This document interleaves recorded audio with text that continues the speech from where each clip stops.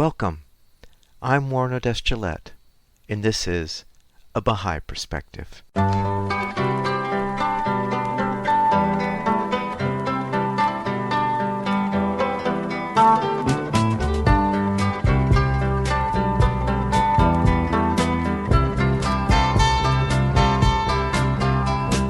Welcome to A Baha'i Perspective.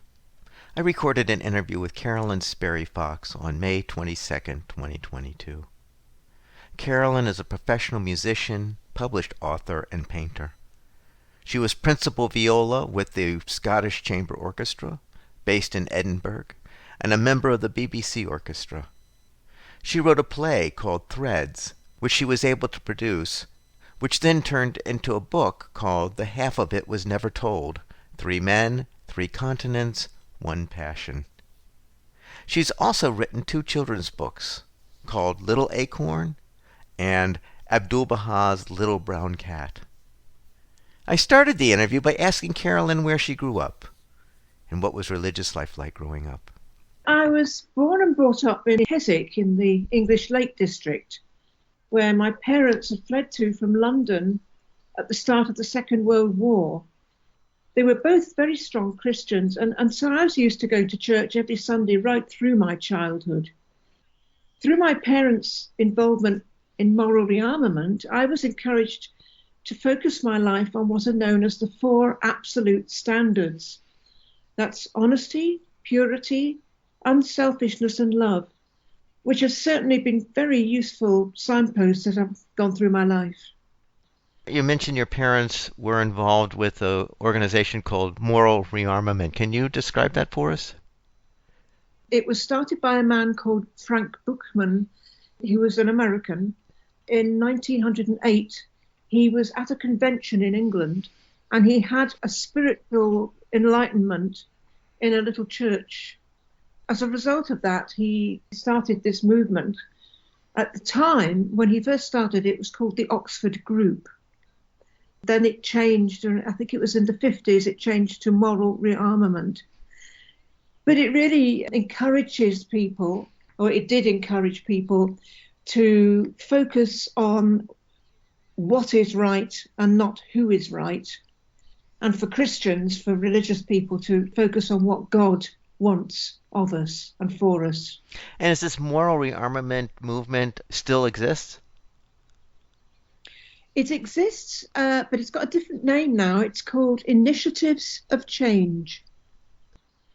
So I understand, Carolyn, that music was a big part of your life growing up and that you studied music and became a professional musician. Can you describe that process for us? Both my parents were very musical. My mother was a very good pianist, and my father, who was a dentist, played the cello. We were both accepted to play with the prestigious National Youth Orchestra of Great Britain. And then when I was 17, I won a scholarship to study at the Royal Academy of Music in London. One of my very first professional engagements was a 2-month coast-to-coast tour of North America with the then very famous countertenor called Alfred Deller. And on my return, I began my career proper in London. I worked with some of the top orchestras and chamber groups, including the Academy of St Martin's in the Field, the English Chamber Orchestra, the London Philharmonic Orchestra, and with the great violinist Yehudi Menuhin, with whom I toured Australia, New Zealand, and North America. A complete contrast to all that was playing in the first London production of Jesus Christ Superstar, which I absolutely loved. I really enjoyed doing that. I moved to Scotland and became principal viola with the Scottish Chamber Orchestra, which was a wonderful job with amazing work, and the other musicians were a wonderful company of people to work with. There was a lot of touring into Eastern Europe before the Berlin Wall came down, across America and Western Europe, and into remote parts of Scotland, including the islands. We were also involved in recording and television. I then left the Scottish Chamber Orchestra in order to become principal viola with the BBC Scottish Symphony Orchestra, which was based in Glasgow. What was your spiritual journey that led you to the Baha'i faith? So as I said, I was brought up as a Christian. It was through my parents' involvement in moral rearmament that I learned to respect people of other faiths. This healthy attitude regarding religion was a really good grounding for my personal search, which actually went on until I eventually came across the Baha'i faith when I was in my 40s. So it took quite a long time. What did that pathway take you through to get there? It's quite a long story, and I've been searching for a long time, and I've been trying various churches and always thinking that there was something missing, and I had questions. And then one day I was working for the BBC, and one day I was sitting with another viola player, because I was a viola player, who was a born-again Christian. And she happened to tell me that she'd met this really nice man who read the news for the BBC. And she said to me, unfortunately, he's a Baha'i. Now, I'd never heard the word, and I just assumed it was some sort of illness. And she said, oh, no, it's a religion. So I said, oh, a religion? I've never heard of that. So she told me a few things about it, and I was intrigued. So I said, well, do you think you could bring a book in for me to read? So the next day she came in with a book called Thief in the Night, which I took home and started to read. It was like being in a tunnel, and you could see the light the other end, and I knew I was going towards that light, and I'd found what I was looking for, but it was going to take me a little while to get there. In fact, it took me about 3 months. After about 3 months, I decided that was for me. I became a Baha'i. So what was it about that book that took you to that place? I suppose the main thing was the concept of progressive revelation, that religion goes through a process. It's not just this religion and that religion, and they're all disconnected, but they all follow on from one another. And I couldn't understand why I hadn't thought of that myself. So that was a real eye-opener to me, and that's what set me on my path. So you said you were in the BBC orchestra, but then I understand you eventually resigned from the BBC orchestra. Why was that? I'd been working for decades and decades, and viola players do suffer a lot of muscle pain and joint pain because the viola is quite a heavy instrument to hold up. And when you're playing in an orchestra, it's hours and hours, week after week, of relentless playing. And it's a real battering to the body. And I'd been having a few problems, as were my fellow viola players. And I got into my 50s, and I just thought, I think I've had enough. So I took early retirement. Having said that, I didn't stop playing. It's just that I was able to then choose what I wanted to do and not batter my body anymore with this constant playing of the viola. Mm-hmm. So the viola is significantly heavier than the violin? It is heavier, yes, and it's bigger. So I want to play a recording of your viola playing from the CD called Burst Thy Cage Asunder, and that you play interludes between recitations of writings of Baha'u'llah. Can you describe the CD for us? On leaving the BBC orchestra, I plunged myself into composing, and some of the smaller compositions were centered on the Baha'i writings, including the hidden words of Baha'u'llah and the Seven Valleys, also Baha'u'llah, both of which are on this CD with 3 poems of Tahiri. And with my husband, Jeremy, we'd spent several years travel teaching, visiting Baha'i communities in various parts of the world, including Mauritius, France, Corsica, Canada, the Faroe Islands.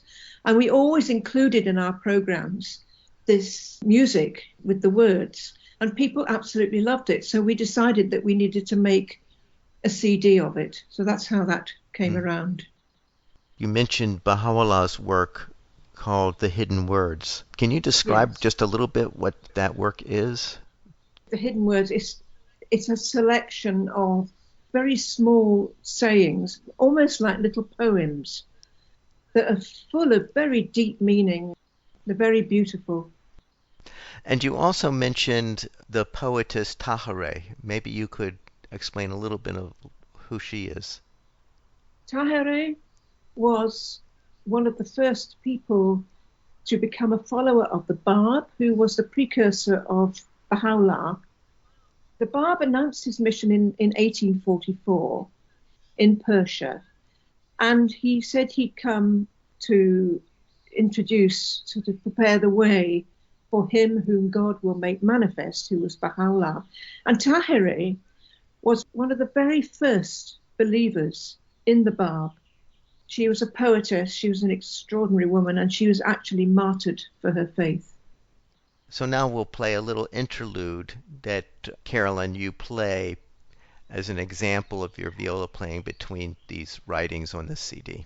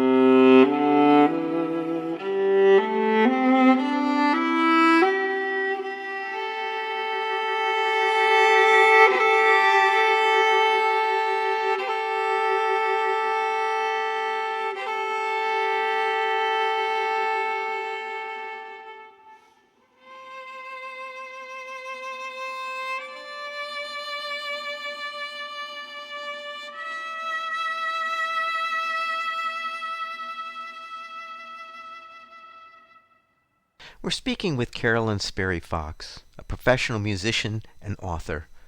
The piece we heard was an interlude between writings by Baha'u'llah, the prophet founder of the Baha'i faith, recorded on a CD called Burst Thy Cage Asunder. Carolyn, I understand that you branched out to a new artistic endeavor, actually more than one artistic endeavor. That was painting and writing. Was painting and writing something you discovered recently, or were these also creative outlets that you had earlier on in your life? I'd always painted and written things from a very, very early child. I just loved doing it. And of course, when I was growing up, I didn't have enough time really once I was working. So once I left the BBC, I found I had time, and I plunged myself initially into painting.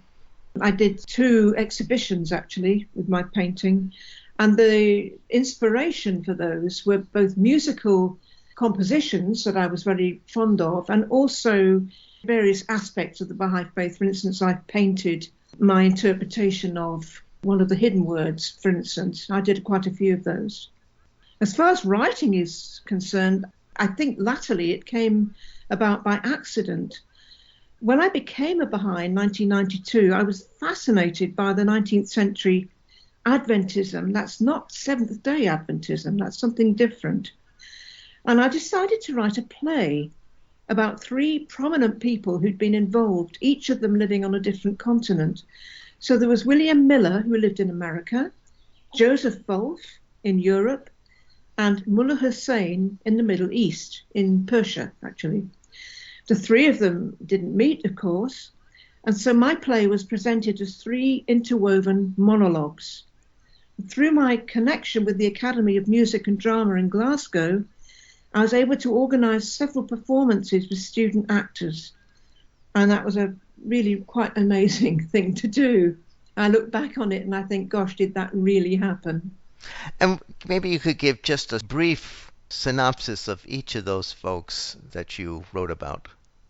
Well, William Miller was an American from Vermont. He was a farmer, and he came to the conclusion through studying his Bible that Christ was going to return sometime between March 1843 and March 1844. That was all through studying the prophecies in the Bible. So there was a massive movement came about through his teachings. Joseph Wolf was a German. He was such an extraordinary man. His life was so eccentric that it's hard to believe sometimes that what actually happened to him really happened. But he kept journals, so we know what he was like and what he did, and that it's real. He was brought up as a Jew. He became a Christian when he was 17, and he became an Adventist. His date for expecting Jesus' return was 1847. Well, a lot of people believed in 1847. And the last person, Mullah Hussein, was in Persia. Now, in Persia, the Shia Muslims had a similar belief that the return of the promised one in their religion, was about to happen. It was actually the same year, 1844. I wove the stories of these three men around each other in my play as three monologues, and it ends up with Mullah Hussein because he was the one who discovered what he was looking for. Did you create a book from the play? Yes. Now, the play I called Threads because these three monologues threaded around each other. The way the book came around was really through a friend of mine called Stephen Lambden, who's a Baha'i researcher. And he knew that I had this deep interest, particularly in Joseph Wolf. And he kept saying to me, Carolyn, you must write a book.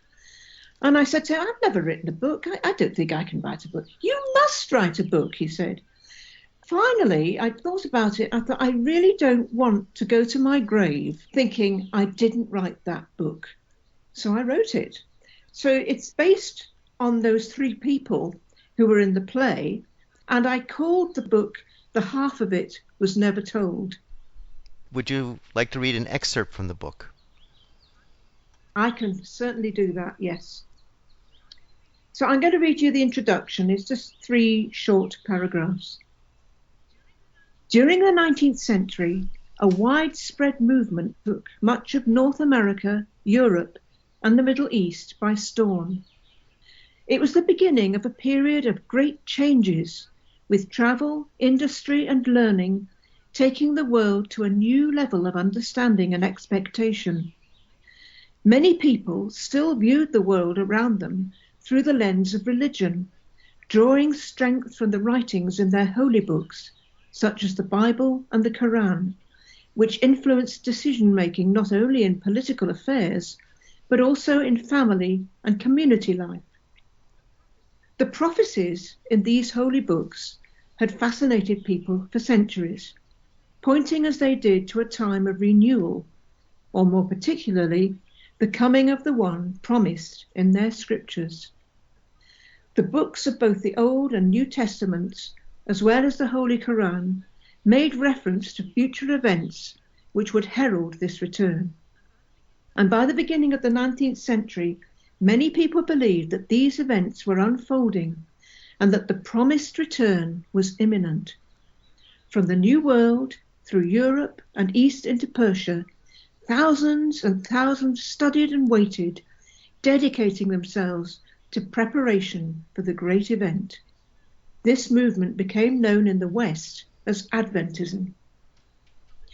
Of the thousands who were involved in Adventism, there were a few whose lives were truly remarkable, offering a fascinating glimpse of a period of history which has largely been forgotten. The 3 featured in this book lived on 3 different continents, and although they never met, 2 of them came tantalizingly close when their paths crossed in the Middle East. Only one of them found what he was looking for. William Miller, Joseph Wolf, and Mullah Hussein were their names. They came from Christian, Jewish, and Muslim backgrounds. Their stories are extraordinary. We're listening to Carolyn Sparey Fox read from her book entitled The Half of It Was Never Told, which actually comes from a play that she wrote called Threads. It's about 3 extraordinary men during the Enlightenment period in the 1800s. Carolyn, in 2018 you released another book called Seeking a State of Heaven, and this was about the German Templars. So what inspired you to write this book? When I was on my first Baha'i pilgrimage, I was told that the lovely houses at the bottom of the terraces of Mount Carmel had been built by the German Templars, who travelled to Haifa from Germany in the belief that Christ would return on Mount Carmel. And later on, I realised that this wasn't entirely correct, and I just decided to put the record straight. That was my purpose. Was there two different German Christian movements that are being confused here? The Templars, with an A, is a completely separate group from several centuries earlier, and this is Templars with an E. Let's start with the movement that started earlier, several centuries earlier. What was that movement? I think it was all to do with the Holy Grail. And so this movement with the E, German Templars, tell us about this movement. This movement, it was created by a man called Christoph Hoffmann in Germany at the first half of the 19th century. And it was to establish the perfect Christian religion in preparation for Christ's promised return. Their name, the Templars, is a symbol of the rebuilding of the temple. And actually, Christoph Hoffmann wrote, "The kingdom of God is a happy state. This is emphasized in all the biblical prophecies and should exist for all people. The prophets point to Jerusalem as the center of the kingdom of God, a happy state." And he also explained that the millennium, by which was meant the conversion of the whole world, and which was the purpose of bringing together God's people, would only take place following Christ's second coming, and that the aim was to gather the children of God in Jerusalem as the central place of all Christianity, the aim and the purpose of the temple society. They focused on Jerusalem, but then how did they end up in Haifa? Yes, their initial thought was to go to Jerusalem, and they actually settled on going to set up their home in Nazareth, which isn't too far from Jerusalem. So they were on their way, and in those days, travel took a lot longer than it does now. You didn't have aeroplanes. So it took them quite a long time to travel across Europe and arrive in Palestine, as it was then. And their aim was to go and set up a community in Nazareth. But they were advised by a missionary not to go to Nazareth because it wasn't an easy place to live. And he suggested you'd be much better to go to Haifa because you've got land that is good for growing food, and you've got good travel links because it's got a harbour and all the rest of it. It was much better. So they decided to go to Haifa. Actually, at that time, I'm not sure how much of a harbour there was, but certainly there were possibilities of travelling by boat at that time. And what's the connection of Haifa to the Baha'i faith? Well, what I was going to do, I was going to read you an excerpt from the prologue of the book, because that actually puts it all into context. I don't know if you'd like to do that. Yes, please, let's do that. So this is the prologue of the book. On the 30th of October, 1868, Christoph Hoffmann and George David Hardegg arrived with their families by steamer at the port of Haifa in Palestine. They journeyed by land and sea all the way from the German state of Württemberg, and whilst their arrival on the shores of the Holy Land marked the end of a long journey, it was also the beginning of a venture for which they'd spent years preparing. For they were German Templars, and they were on their way to set up a small colony in Nazareth, about 25 miles inland. However, destiny had other plans, and following the advice of the Prussian consul in Beirut and a trusted young Christian missionary who was living in Nazareth, they were persuaded to abandon their original destination and settle in the vicinity of Haifa, where postal connections, travel, and the promise of good land for agriculture were more than enough to tempt them. 2 months earlier, On the morning of the 31st of August, another group had arrived at the port of Haifa by steamer, their final destination being the prison city of Acre, which lay a few miles away at the northern end of Haifa Bay. Unlike the German Templars, this earlier group were exiles at the mercy of the Ottoman Empire, their arrival in Palestine marking their fourth and final destination following 15 years of successive banishments from Persia. Their leader, Baha'u'llah, was the founder of the latest of the world's major religions, the Baha'i faith, and those who shared his banishment were members of his family and a number of his followers. Although there was no apparent connection between these two groups of people arriving in Haifa during the latter half of 1868, the relationship which they established within just a couple of years, despite difficulties of language, suggested that they had more in common than the Templars could ever have imagined. And so the questions arise. Who exactly were the German Templars? And why did their Christian belief inspire them to leave their German homes in order to build a community in Palestine? Who were the Baha'is? What did they believe? And why had they been banished to the prison city of Acre in Palestine? And what connection, if any, could there possibly be between two such diverse groups from such different cultures, one from the East and the other from the West? The German Templars were undoubtedly influenced, as were all Christians at the time, by the eventful and somewhat checkered Christian history which preceded them. And although Christian history per se isn't the subject of this book, the introduction offers a brief overview in order to establish exactly how and why Templar doctrine originated and to help put their story into a wider context. In the process of unfolding this story, and in the light of what took place preceding it, we are also in a position to shed light on the mission of Baha'u'llah, for as the book moves forward, it will be seen that the two appear to be inextricably linked. We had just listened to Carolyn Sparey Fox read from the prologue of her book, Seeking a State of Heaven, about the German Templars and their intersection with the Baha'i faith. Carolyn is a professional musician, author, and painter. Carolyn, is there a story about Abdu'l-Baha, the son of Baha'u'llah, was actually a guest at one of these Templar homes? He actually stayed in one of those homes at one point, and he also had a relationship with Hardegg, who was one of these two men who were the founders of the Templars. Baha'u'llah actually wrote a tablet to Hardegg. Carolyn, this is all very interesting work. Do you have any project in the works now?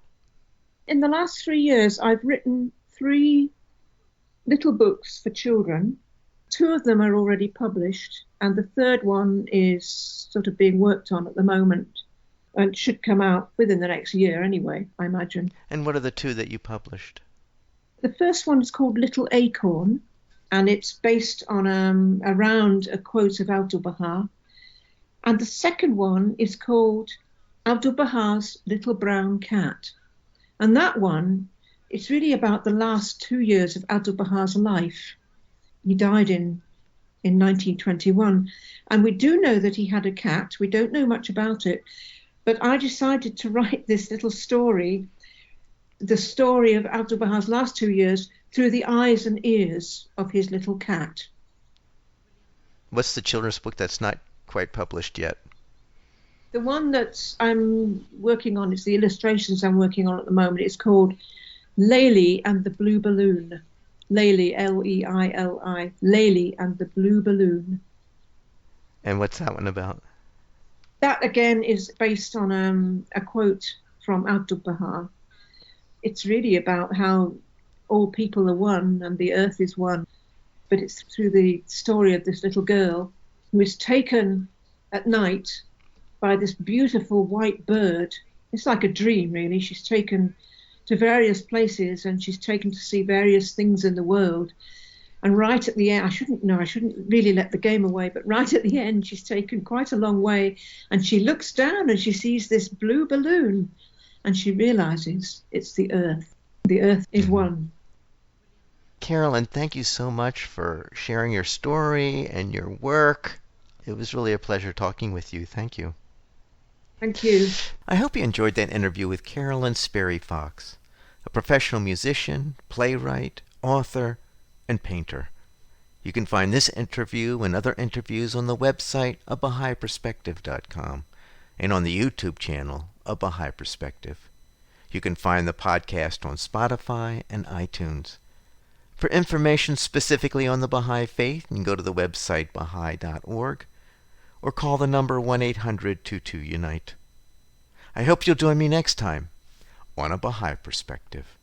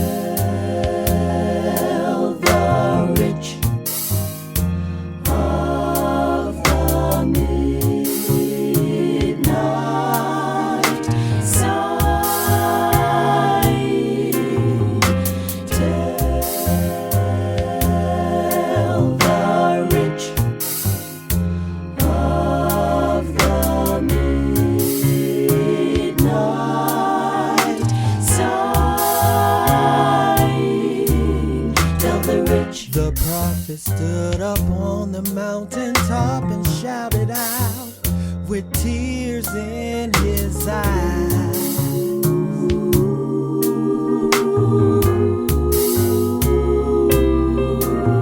Tell the rich he saw a world where there was no justice, and he began to cry.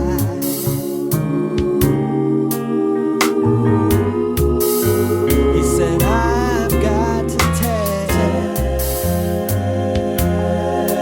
the rich of the midnight sighing.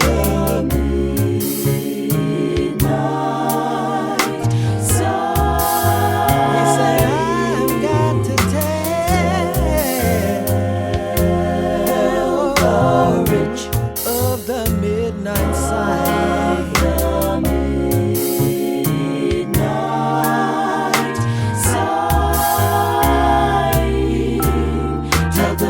The prophet stood up on the mountaintop and shouted out with tears in his eyes.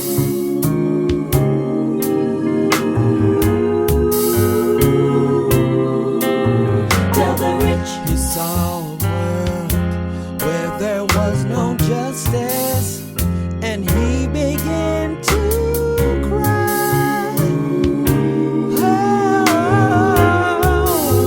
He said, I've got to tell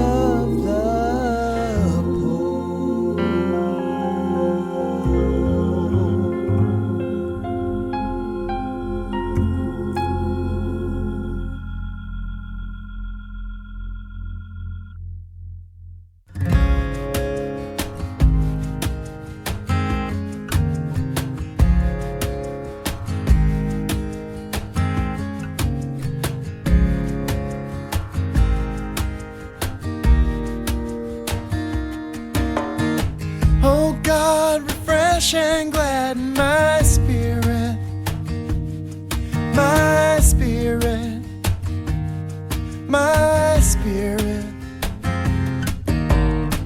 Oh God, refresh and gladden my spirit, my spirit, my spirit. Purify my heart, illumine my powers. I lay all my affairs in thy hand. Oh God, thou art my guide and my refuge, my refuge, my refuge. Oh God, thou art my guide and my refuge, my refuge, my refuge. I will no longer be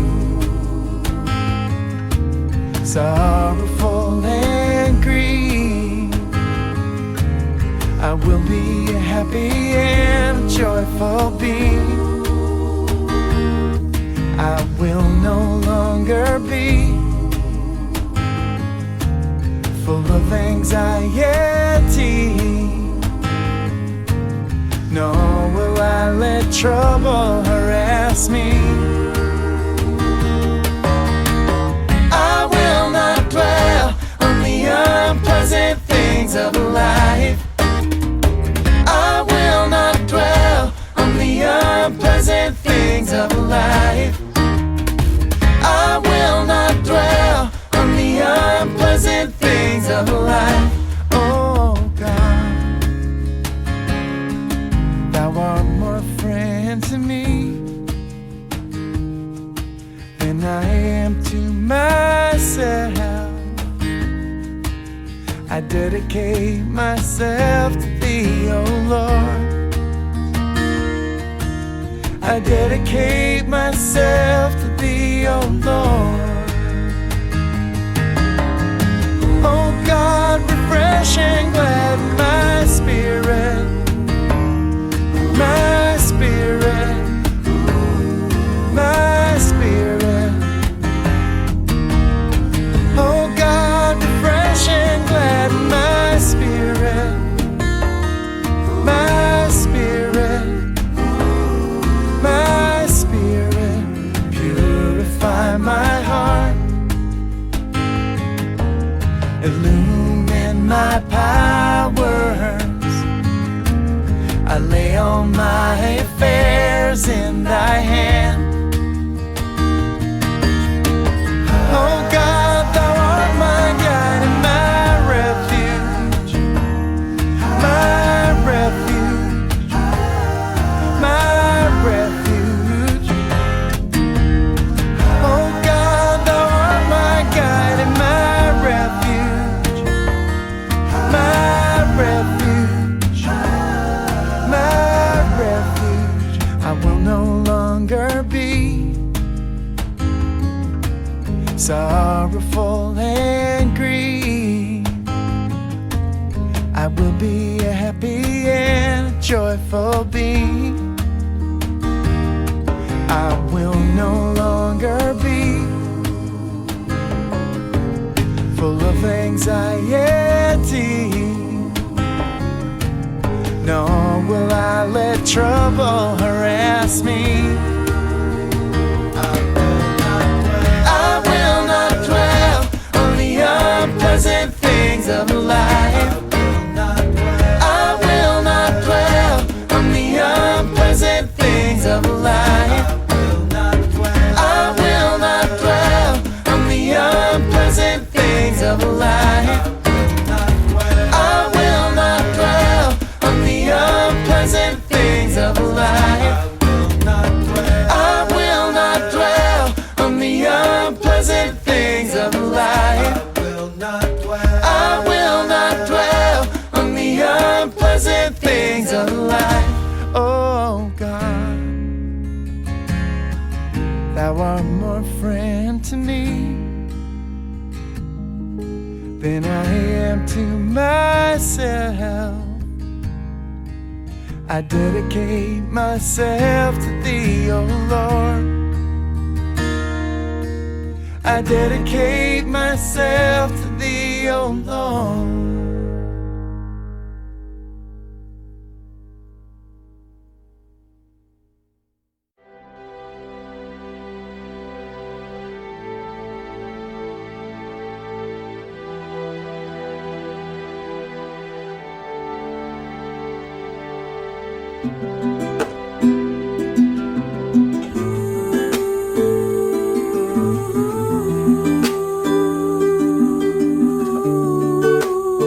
As ye have faith, so shall your powers and blessings be, and blessings be. As ye have faith, so shall your powers and blessings be, and blessings be.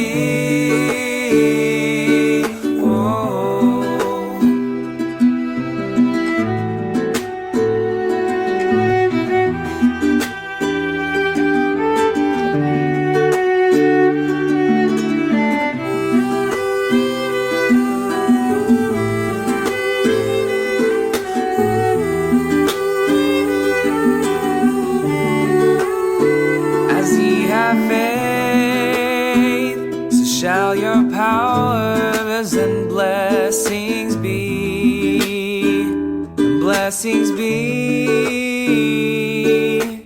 This is the balance, balance, balance.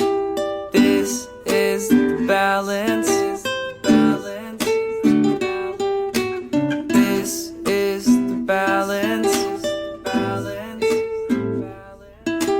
This is the balance, oh. As ye have faith, so shall your powers and blessings be, and blessings be. As ye have faith, so shall your powers and blessings be, and blessings be. As ye have faith, so shall your powers and blessings be, and blessings be. As ye have faith, so shall your powers and blessings be, and blessings be.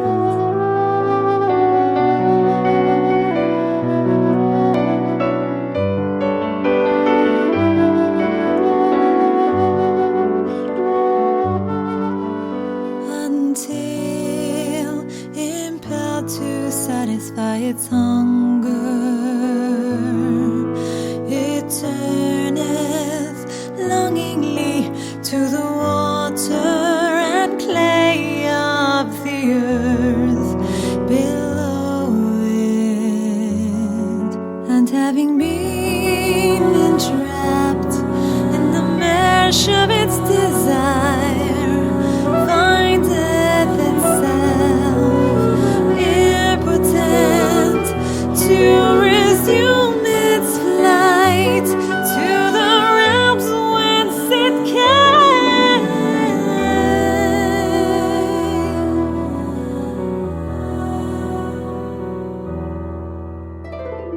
Powerless to shake off the burden weighing on its sullied wings, that bird hitherto an inmate of the heavens is forced to seek a dwelling place upon the dust.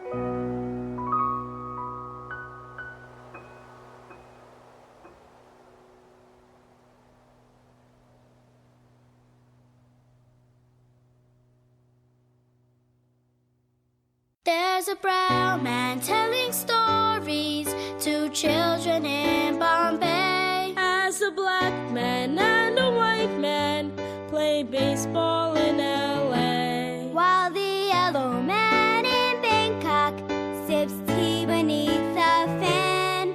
A red man sells his pots and wares in the Yucatan. They may look different on the outside, speak many languages and seem so far apart, but take a good look on the inside. The design is all the same, starting with each